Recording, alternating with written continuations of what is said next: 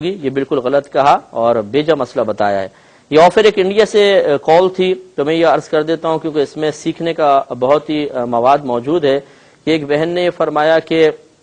شادی سے پہلے ان کی کسی اور سے نکاح ہونے والا تھا لیکن نہ ہو سکا،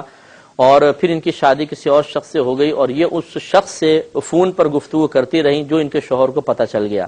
تو ان کے شوہر نے ضد میں آ کر پھر ایک غیر مسلم لڑکی سے تعلق قائم کیا اور وہ ان کے ساتھ پھر گھومنے پھرنے لگے اور باتیں کرنے لگے، جس پر ان بہن نے اور شوہر کے سامنے قسم کھائی کہ میں قسم کھاتی ہوں میرا اس شخص سے کوئی تعلق نہیں ہے، جس سے ان کے شوہر اس برائی سے رک گئے۔ تو یہ کہتی ہیں میں نے صرف اپنا گھر بچانے کے لیے شوہر کے سامنے قسم کھائی، لیکن بعد میں اعتراف کرتی ہیں کہ میں نے جھوٹی قسم کھائی کیونکہ میں فون پر اس شخص سے بات کرتی رہی تھی اور میں نے جھوٹی قسم کھا کے صرف اپنا گھر بچانے کے لیے، اپنے شوہر کو گناہ سے روکنے کے لیے اس قسم کی جھوٹی قسم کھا لی، تو مجھ پر کیا وبال ہوگا۔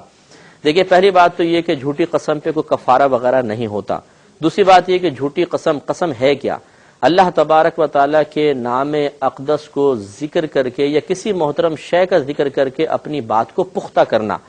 تو آپ نے ایک جھوٹ کو پختہ کرنے کے لیے اللہ کا نام استعمال کیا، یہ کتنا بڑا وبال ہو سکتا ہے آپ خود سوچئے۔ تو اس پر آپ کو توبہ کرنی چاہیے۔ دوسری بات یہ کہ شادی ہو جانے کے بعد عورت پر شوہر کا سب سے زیادہ حق ہوتا ہے۔ کسی اور مرد سے تعلق قائم کرنے کا مطلب وہ امانت میں خیانت کی مرتکب ہو رہی ہے، اس سے اس کو اجتناب کرنا ہوگا، اور اس امانت میں خیانت کی آپ مرتکب ہوتی رہی ہیں۔ اس شخص کو بھی چاہیے کہ اگر وہ واقعی آپ سے کوئی قلبی لگاؤ حقیقتاً رکھتا تھا تو اس کو چاہیے کہ وہ آپ سے قطع تعلق کرتا اور کہتا کہ ٹھیک ہے آپ کسی اور کی ہیں، آپ شوہر کی امانت ہیں، آپ اپنے شوہر سے محبت کریں، اور وہ رستے سے ہٹ جاتا، لیکن وہ بھی چونکہ آپ کے ساتھ شریک ہوا اس کا مطلب وہ آپ کے ساتھ مخلص نہیں ہے۔ تو اس لیے آپ فوراً سے پیشتر اللہ کی بارگاہ میں توبہ کریں۔ اب آپ نے جو یہ قسم کھا لی اس کو اب حقیقی طور پر نبھا کے بتائیے اور بالکل سب سے قطع تعلق کر کے صرف اپنے شوہر کی خدمت کریں اور اپنے اللہ کو راضی کریں، ورنہ یہاں پر عارضی طور پر کسی سے گفتگو کریں گے تو عارضی لذت ہے، عارضی مزہ ہے، اور پھر اس کے بعد ایک دن موت آئے گی